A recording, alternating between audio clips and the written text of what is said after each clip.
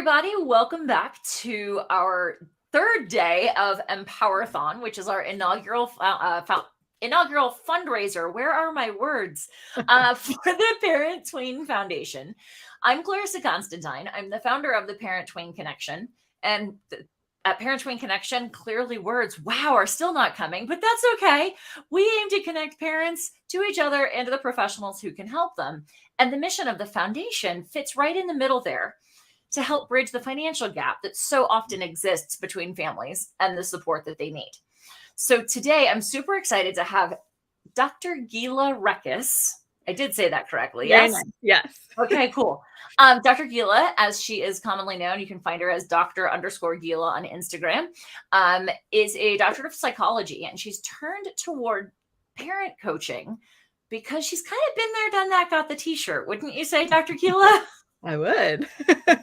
She said she's definitely had some challenges in her own life with her own kiddo. And today we're talking about how to build a resilient family when you're a single parent. And that's part of the been there, done that, got the t-shirt, she tells me. Yes. Yes. So let's start by defining resiliency. We did have the conversation yesterday with Amy Saloner. If anybody's watching and you missed it, she had some really good stuff about resiliency that I'm sure is going to complement what we're going to talk about. And we're going to expand on that. But every person who discusses resiliency, I think, defines it a little bit differently, even though I think at the core, it's consistent. Putting words to it can be a challenge sometimes. Yes. Before I do that, I'm going to make two quick little pre-notes. One is that it's Dr. Gila _parenting on Instagram. But the other is that, fittingly for a talk on single parenting, my kiddo is here homesick from school. So just a heads up, hopefully all will be fine, but it happens. Oh, and one other housekeeping note. We are live in our Facebook group, LinkedIn page, and on our YouTube channel. If you have questions and you want to ask Dr. Gila as we go along, come on over and join the Parent Tween Connection Facebook group. That's the only place that we're going to be fielding questions from, because I don't have enough eyeballs to watch that many different screens. So, Dr. Gila, resiliency. All right, resilience. Define it. So the way I define it is being able to thrive in the face of adversity. So being able to handle adversity, challenges, and still do well and still thrive. And what I think is really important is that built into that definition is adversity. Right. And so I think it's really important as parents for us to remember that our job is not to protect and shield our kids from challenges, but to support them through the challenges, right? And so I think a lot of single parents carry guilt around the fact that they are single parents, maybe some aspects of the situation that got them to that position. And so recognizing that those situations are not something that we can control. Certainly at this point, we can't control them. They are an example of adversity. And so now our job is to help our children, to support them, to model for them, and to teach them really how to manage those. And in a way, one could argue it's good that they have some adversity, because if you don't have adversity during childhood and you get to be a teen, a young adult, and you go off and you're independent, if you've been shielded from all these adversities, you don't have a template. You don't have those skills. And so in a way, now I'm not going to say that everything about it is good. And I want to say that there's, of course, variation to the experience of adversity, right? So adversity happens on a continuum, trauma being at one end of the continuum, right? And so within that, but some degree of adversity, I think, is not only unavoidable, but is actually positive, because it gives us this opportunity to build resiliency when we're younger. Absolutely. And so to your point about feeling the guilt for whatever your contribution, if you will, or whatever the decisions that you made that contributed to the situation, but there's also grief. right? Yes. And grief, not only in the case, because maybe like if somebody's now a single or a solo parent, as some refer to it, because of a death of a partner, right? That's Mhm. obvious grief. But you say that there's still grief for every single parent in some fashion. Yeah, for every single parent, certainly. Yeah, because if you think about it, I mean, I don't know anyone who, when they were a kid, daydreamed about becoming a single parent, right? Like, so this Sure. is usually not what you envisioned for yourself. Mhm. This is usually not what you pictured. Um, it's not what you aspired to. And so even if you made the decision, the very intentional decision to be a single parent by choice, Mhm. um, there I think can be a grief element to it, a loss element, because and just like other forms of grief and loss, it can happen and it can come up in different ways Mhm. at different times, right? It might sort of catch you off guard in a moment. You might be Mhm. feeling really confident about and really good about things and then have a moment. So I can tell Right. you, I was recently at an event at a couple's house, and there was just something about their family unit and their home. And, I just kind of got that little zing of self-pity, of envy, and I would say that's part of that grief, right? Like, this Mhm. is not what I pictured. This is Right. not what I would have chosen necessarily Mhm. beforehand. It is in the context of my life what I would have chosen and what I did choose. But Sure. Right. growing up, right, in terms of, like, envisioning my life as an adult or as a parent, it's not what I would have chosen, and Right. so, That makes you know, sense. for and the other piece is that part of why it's not what we envision and it's not what we have chosen is because we live in a society that has a very sort of set, Mhm. narrow vision of what a nuclear family looks like, Should look like. and that is Absolutely. evolving now, but most of us grew up, I'm a Gen Xer, and most of us grew up with some single parent limited experience with single parent Mhm. models, Right. right? And with narratives around single parenting that are not necessarily favorable and are not necessarily encouraging. And the Mhm. third piece is that even though those narratives are evolving, we live in a society that, let's face it, is not super supportive of parents in general, Mhm. let alone single parents, right? So we I have all agree. these systemic challenges, these valid, legitimate Mhm. challenges that Yeah. we can't necessarily do something about in this moment. Mhm. So there's going to be situations that, it's not ideal. It's not what you would have Right. chosen. And that's gonna come up for you. Right. And I think that, it's really important to give yourself the permission and Mhm. the space and the tools, including support, to feel those feelings, to not just kind of push them Mhm. aside and dismiss them, to give yourself permission to feel those things. Well, and it strikes me, I know one of the points that you said that you wanted to make is that, yes, single parenting comes with significant challenges, but that there are also some really cool opportunities that a Mhm. partnered parenting situation might not present. And so I Right. imagine in some of those moments of the self-pity and the what the heck, this isn't what I planned type of deal, what are some of those things that folks can draw on of like, okay, but look, things are like, here are some opportunities I wouldn't have otherwise had. Right. So, yeah, I think the main thing, and to me, it's a very empowering message, is that you are in the driver's seat, right? So, Mhm. so parent coaches often talk about how do you get your partner on board? How do you, handle a situation when one person undermines the other one in front of the kid? Well, as Mhm. a single parent, you are in the driver's seat. You get to decide what is the relationship model in your home, what Mhm. are the relationship rules in your home, what is your relationship with your child. You get to make those decisions, right? Mhm. You're in the driver's seat. And I think that's really empowering. I do want to say, I know that sometimes that can land as a little bit pressuring also, right? Sure. Oh, I was going to say it's an crap, enormous it's all up to responsibility. me. Mhm. Right. That's a lot of pressure. A lot of So responsibility.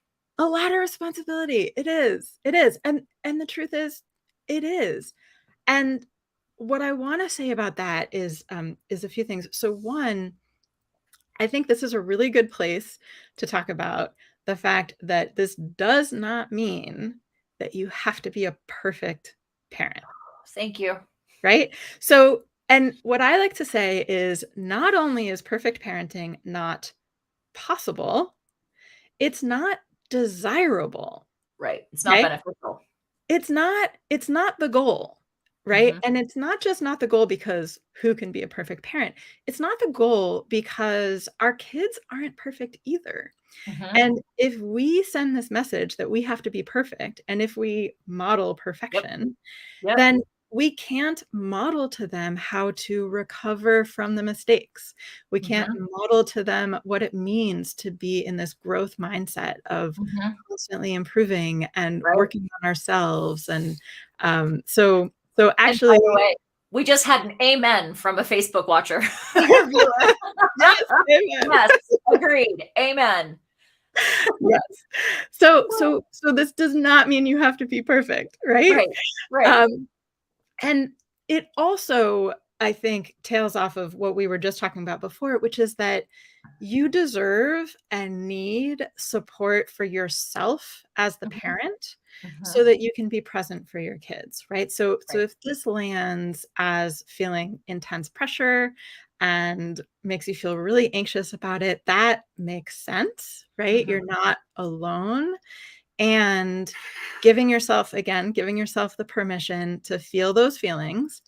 And importantly, giving yourself permission to get support around that, Right. whatever that might look like. Right. Right. So it might be coaching, but it might be therapy. It might be venting to a friend on Tuesday mornings. It might be journaling. So there's so many different ways to do Exactly. that. Well, and that's one of the things that comes up a fair amount in our Facebook group, and for Parent Tween Connection is just parents going like, "Gosh, this is just so frustrating." You know, we also talk about it in Parent Tween Village, which is our family community, and it's just a place to be like, "Ah!" all the things, Totally. right? And like go lose your absolute marbles.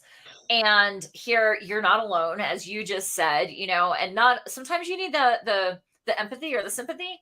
Sometimes you need action steps. And Yeah. so, it's always like, okay, if you just need an ear, find an online community to vent to. Like they're not gonna come Yeah. back and be like, what the heck? Community Well, is so important. it is so critical. Did So you yeah, hi kiddo. hear? So there is the responsibility, certainly as a single parent, especially if there's not a co parent in the situation at all, which sometimes there is, and that brings different challenges and different opportunities. But Mhm. to the point of like, if there isn't a co parent for whatever reason, right? Out of state, deceased, never existed. Yes, all the responsibility is on the one parent, but that Yeah. also means that that one parent has a lot of influence. Yes. And And yeah. go ahead. Well, I just wanna say, even if there is another co-parent, I wanted to mention this. So, a lot of people say, "Well, there is another parent involved, Okay. and maybe I really don't agree with how they're doing things. Maybe we do things Right. very differently. Mhm. And so am I screwed? Is my kid screwed? Like, I don't have control over how my child is raised." Right. And so what I would say to that is 2 things. First, I'm gonna repeat what I just said before, which is that is hard, Mhm. legitimately hard, and give yourself space and permission to mourn that, to feel that Mhm. hardness. The other piece is that it's okay. You still have control over what happens in your relationship with your Right. child and Right. in your home with your child. And I'm not gonna sit here and tell you that it wouldn't be great if the kid got consistent messaging. Like, yes, that would be nice. And there's still so much that you can do, that your influence matters, right? So Mhm. so time and time again, we see that a child really needs one person, right? One person who is consistently and reliably there for them, Mhm. supporting them, nurturing Absolutely. them, advocating for them, and you are enough, right? Mhm. Which is I love it. hard to really accept sometimes, but you are enough.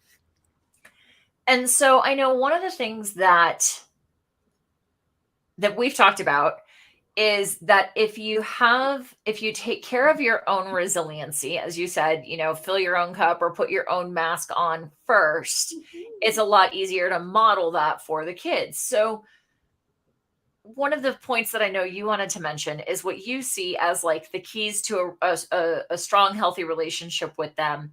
And you use a house analogy. Mm-hmm. Yeah. So my coaching business is called connection-based parenting. Okay. But the foundation of connection-based parenting, I think, is not connection. Okay. So if you think of it as a house, Mhm. connection, I would say, would be the bricks, the lumber, the materials that you're making, the walls, the structure of the house. But the Okay. foundation, what's really setting up the connection success, is respect. And I want to be clear, because respect, I think, is something that is so often misused. It's a term that's misused and misunderstood. Mhm. And growing up, again, Gen Xer, right? In the Mhm. Gen X kid time, a lot of you might be able to relate, and maybe I think it's still happening in a lot of households. Respect in a Uh-huh. parent-child relationship often means obey, Correct. right? Mhm. Comply, obey, don't argue, Mhm. don't voice your opinion, right? To me, that's not respect. So, to me, what respect means is seeing and treating the other person's experience as valid and worthy. And that needs to happen in both directions. Mhm. So, if we want our children to respect us, Mhm. we need to respect them. And that means treating them and their voice with respect, that Mhm. they get a voice. They might not always get a choice, but they always have a voice, Mhm. right? Um, I also want to go back to the filling your cup thing for a minute, but Yeah. so I'll flag that for a minute. But did you have Yeah. something that you wanted to ask or say No, no, about? no, no. Go ahead. Okay. So I have a little pet peeve about so the whole fill your cup analogy, such a common Yeah. analogy, right? Uh-huh. Everyone uses it. You can't pour from an empty cup. Mhm. Totally true. You can't Mhm. pour from an empty cup. My issue with that analogy is it sort of perpetuates this idea that we have that we just need to accept that our cup is going, we have to pour out of it, Mhm. and then we have to fill it Mhm. and pour out of it and fill it. And it's Mhm. this repeating process of emptying, draining, and refilling, I which like is that. exhausting. It is. The analogy that I prefer and that I use with my clients is one, and with my son actually and myself, is a sink. So Huh? if the sink is very full and a Mhm. little bit more water drops into the sink is going to overflow, right? Mhm. And that's what we would call dysregulation. If the sink is a little more empty, you can handle that amount of water and more without the sink overflowing. Mhm. And the self-care piece comes in where the drain of your sink, right? If the drain is Mhm. clogged, it's going to do that thing where it fills up and then you have to empty it, and it fills up and you have to empty it. Right? So the goal with self-care is to keep your drain unclogged so that there I like is that. space. There is this sort of dynamic, Mhm. constant process where you have space to allow for more water in your sink. Now, no one's going to be able to always keep their drain clear, right? Your sink is Right. going to get full. But Right. this would be so the idea is, we think of bubble baths as self-care and things like that, Mhm. right? So a Yeah. bubble bath is Absolutely. going to empty your sink a little bit, right? But it might Mhm. not keep your drain clear. So what keeps your drain clear? Things like talking to yourself with compassion Mhm. and patience, setting boundaries that align with your values, um, surrounding yourself with support and having built-in support systems and support habits and processes.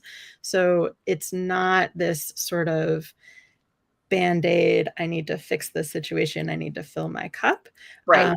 But it's tending to this constant process of keeping your sink healthy and flowing and receptive. So I like that, because it's like, as you were even talking about the fill the cup analogy, in my brain, I always look at it like, if the cup overflows, then this, the saucer can then fill up. So like, if there's enough good stuff, the good stuff flows over to the saucer. But I like the idea of clearing the sink or clearing the drain, because the saucer, cup and saucer analogy doesn't necessarily leave space for the negative that we have to let go of. So, okay. So you said that the bidirectional respect. And then I know you wanted to chat about some of the pieces of, like, here are the pieces that we have to do for ourselves, which you've already kind of gotten into a little bit. But with the bidirectional respect, when a parent and a kid are in a situation, and this applies, I would assume, in any situation, not just a single parent in the household, right? Yeah. Kids are mouthy sometimes, right? Depending on the pattern of behavior that you've established in your home, which, to your point, sometimes you can establish more respectful means of conversation at an earlier age, which makes life easier. But if a family's in a situation where they don't have that, and they get, the kid gets mouthy with mom or dad, and frankly, mom and dad then often reciprocate, right? How do they pull out of that and go, wait a second, is this respectful in either direction? Because I would think that sometimes if the kid has just said something disrespectful, it might actually, on occasion, be in response to something the parent said that perhaps wasn't the most respectful. Right.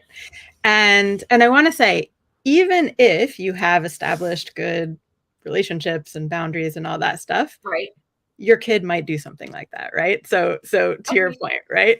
It doesn't mean you've done something. What's that? Teenagers might be mouthy. Yeah, right.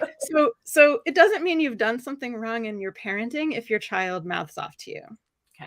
Okay. It means they're human. It's going to happen. So I think this is, and to your point, this is a great place for us to model.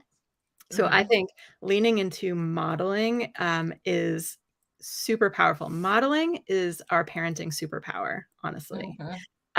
It is how because usually what we're modeling, what we want to model for our kids is, if it's something that we would want our child to do, it's something that would be good for us to do too, right? So your kid needs a deep breath. Check in with yourself. Do you need a deep breath? Probably, right? Right. So this would be a place where so we use the sink analogy that I just told you, and I would say, I would pause and say something like, whew, my sink is feeling really full. I'm going to take a couple breaths, right? So modeling that and saying, and what I think, when your child is speaking with you disrespectfully, in the moment, their sink is quite full.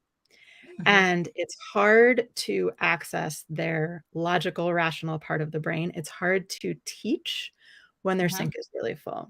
Right. So I would encourage you to hear what's under the behavior, right? What are they feeling and what are they needing? Behavior is communication, and it's communication of a need that isn't being met. Right. And in the moment, responding to that, which doesn't mean that you say, it's fine to talk to me that way. It means that later you say, you have a conversation about it. Right. Right. And that's when you talk about, what are some other ways that we can, that you can communicate that feeling to me in the future? It doesn't feel good to me when you do X. Right. Love it. I'm thinking back, I caught myself thinking back to my own childhood, and the screaming matches my mom and I would get into, of just, we'd both get so dysregulated and overwhelmed and everything. And there were plenty of times it wasn't pretty. Well, So if you think of the sink analogy, when your sink overflows, if there's a sink near you, it's going to overflow into that person's sink, absolutely. right? So Absolutely. sometimes what fills our sink is someone else's sink overflowing. And that's another reason why keeping our sink nice and healthy and flowing and as empty as possible. So to that point, you had said there were, I think you identified 3 helpful components. These aren't the only 3, but they're 3 that kind of like top your list, right, of things to do. The first one you said was make sure that we're grounded in our values, our vision, and our internal processes. Yeah. So this is kind of a big umbrella category. There's so much that goes into it. But the point is, parenting from a place where you are grounded in what you want as a parent for your child and for your relationship, and understanding your own triggers, your own history, what you're bringing into the situation, because we're all bringing stuff into the Yeah, situation, we are. right? Yep. Right. So, and that comes back to getting support, getting the support that you need. So being able to understand, ooh, I feel my sink is super full right now, and I think it's because I'm feeling that fear of abandonment that I am bringing into this from somewhere that has nothing to do with my kid, right? Or I'm really scared of my kid turning out like their other parent because this behavior reminds me of the other parent, right? Right. So there's all these narratives that get triggered.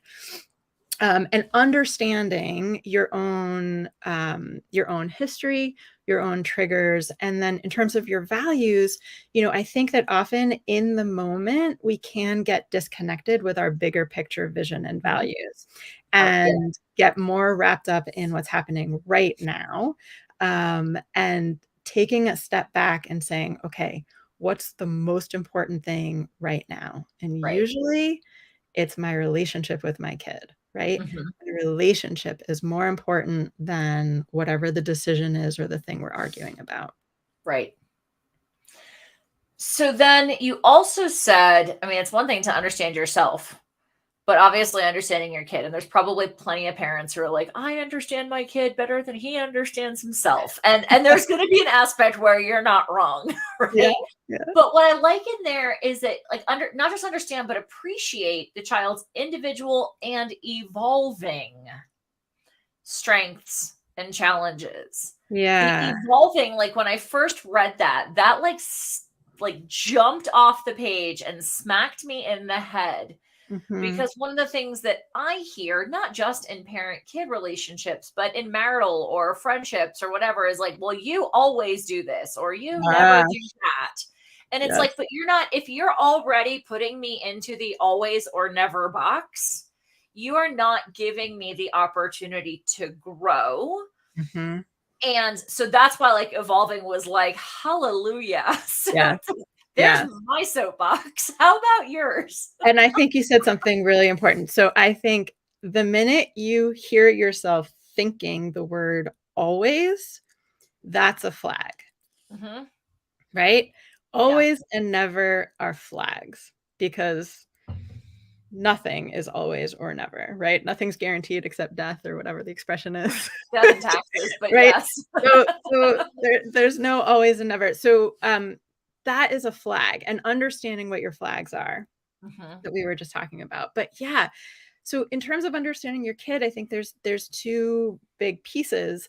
One is understanding child development, like what's reasonable to expect of Right. a kid this age.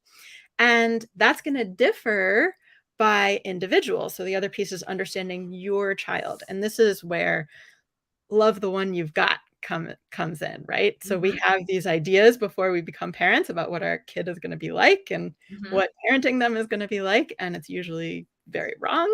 And so really listening and observing and noticing what's actually happening for your kid, what their actual needs are, what their actual developmental level is in that moment, recognizing that it is evolving.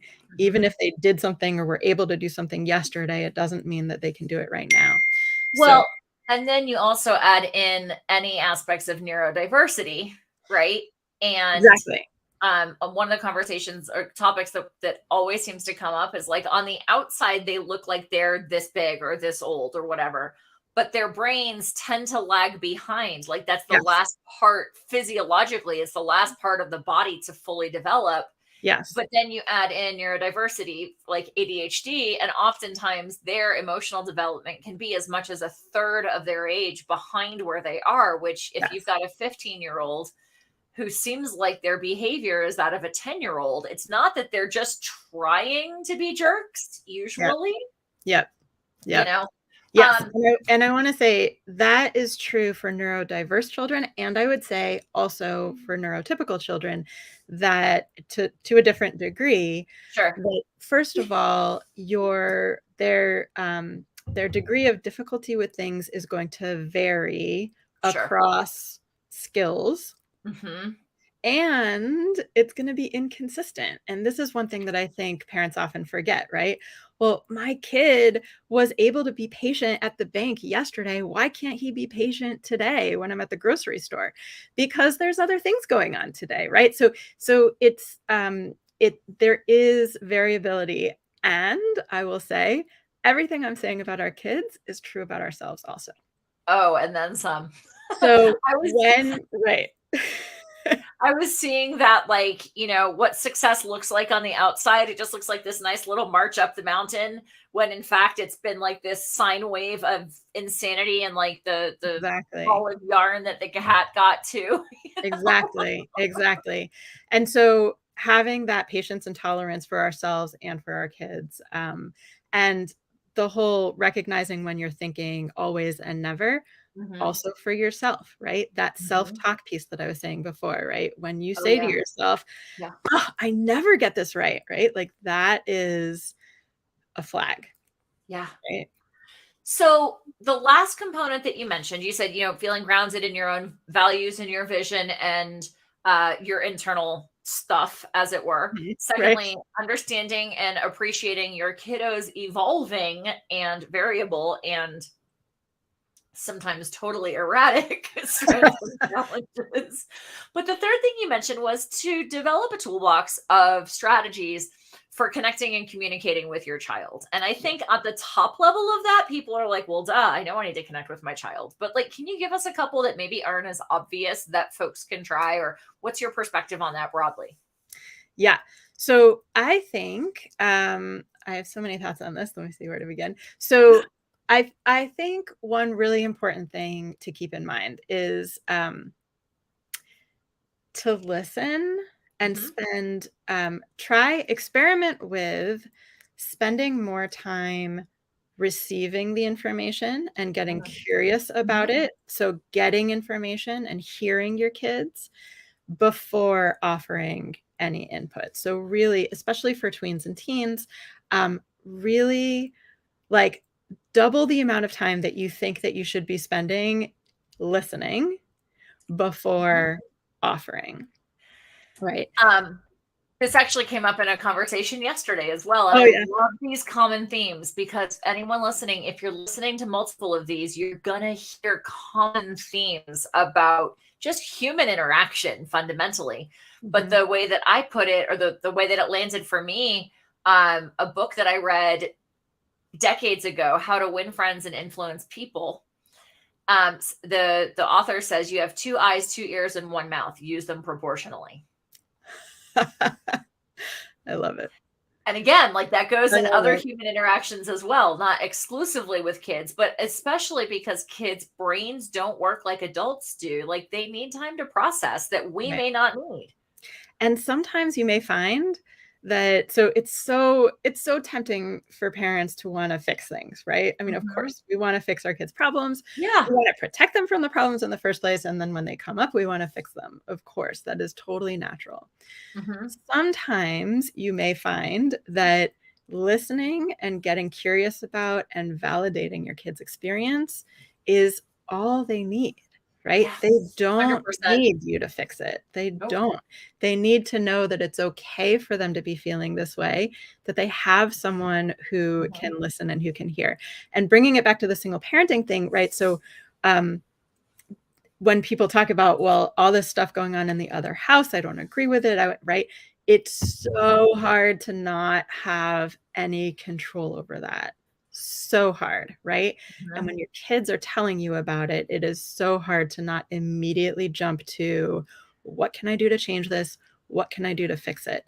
And sometimes there is a place for that, but often what your kids really need is to know that it's safe and it's okay for them to talk to you about it, and that you will receive it, you will hear it, you will validate it, and they don't necessarily need you to fix it.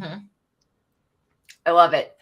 And a lot of what I've seen in, especially when there's strained relationships or worse, right, in the co-parenting, is there's a lot of vilifying of the other parent in front of the kids, which I'm not saying that you shouldn't have those feelings, right? Like validate those feelings, but like voicing them in front of the kids isn't necessarily helping your connection with your kiddo. Right. That is one of the most important things. Right. As a speaker yesterday mentioned, like, what's your end game with your kid? Or do you want the strong relationship? And you put it as like, what are your values? What are your intentions, right? What's your vision for your relationship with your kiddo? So my goodness, good stuff. Not just for single parents. There's a lot of good stuff here for paired parents or partnered parents. And we did have another comment that says, this single mother by choice appreciates this conversation. I have to run, but I'll catch the rest later. She says, thank you. Oh, I'm so glad. Thank you. Anyway, Dr. Gila, this has been fantastic. I'm so glad that we connected. I'm so glad that you were able to bring this perspective in for a lot of families, because I know there's a lot that are going to learn from it. So shameless plug reminder, this is also a fundraiser for Parent Tween Foundation. So that, for example, if somebody wanted to work with someone like Dr. Gila but couldn't afford it, our vision is that the Parent Tween Foundation is a place that they can come to and say, I'd really like to get this support. I just can't afford X, Y, or Z. We want to have funding to help bridge that gap. So if you're listening, if you found value here, I'm going to make sure in all the places where we are, actually, I think in all of the descriptions, the link to Dr. Gila's page for us is live. If you got value out of this, we'd love to have you say thank you with a donation to the foundation.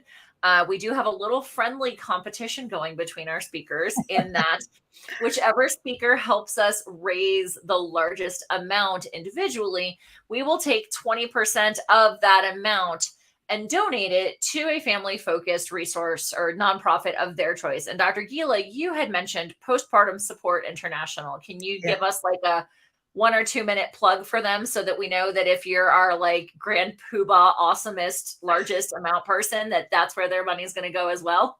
Yeah. And I did that partly because it is Maternal Mental Health Month. And maternal mental health, oh my gosh, I don't even know where to start, but it is such a big problem in this country. And it is a place where help is possible, right? There is something that we can do to help. And so I'm really passionate about trying to make that more accessible and spread that message. And PSI, Postpartum Support International, is doing some amazing work around that. Awesome.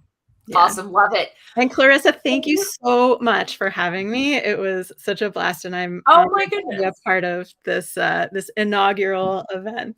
It is. And, I think it's going to come back next year. So stay tuned. I hope so.